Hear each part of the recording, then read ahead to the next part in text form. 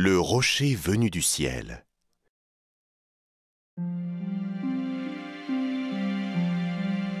Le soir dessinait sur les toits du village de Totemi les ombres des grands arbres à la lueur de la lune. Moko regardait le ciel scintiller. Il pensait à cette semeuse d'étoiles qu'il avait vue chez lui, soufflant sur la braise d'un immense feu.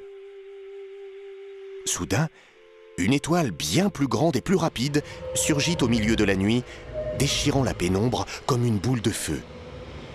Elle s'écrasa en plein cœur de la forêt. Moko réveilla Totemi.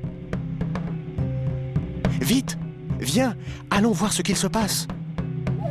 Ils coururent en direction de la lumière. Au fur et à mesure qu'ils approchaient, la chaleur se faisait plus intense. Ils découvrirent alors un immense rocher, rouge et brûlant comme de la braise. Il avait fait un trou aussi grand que le cratère d'un volcan. Il était si chaud qu'il avait mis le feu à la forêt.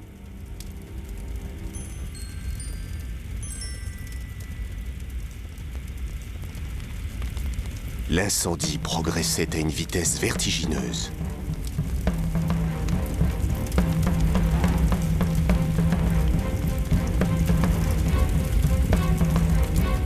Moko et Totemi se retrouvèrent soudain encerclés de flammes effrayantes. « Le ciel est en colère !» dit Totemi. « Le feu va nous engloutir !» Moko se souvint alors de Meili et de sa danse des pluies. Il se mit à danser comme elle.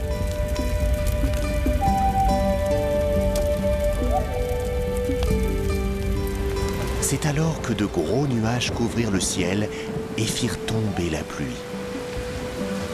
Le feu s'éteint peu à peu et Moko cessa de danser.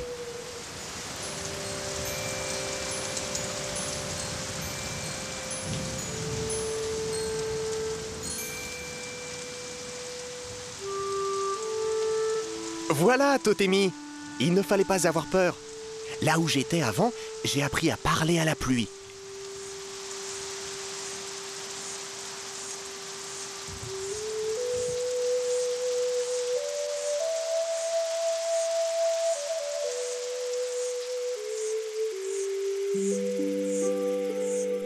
Ils rentrèrent au village et Moko pensa que les nuages du pays de Meili l'avaient certainement vu danser et étaient venus sauver le pays de Totemi.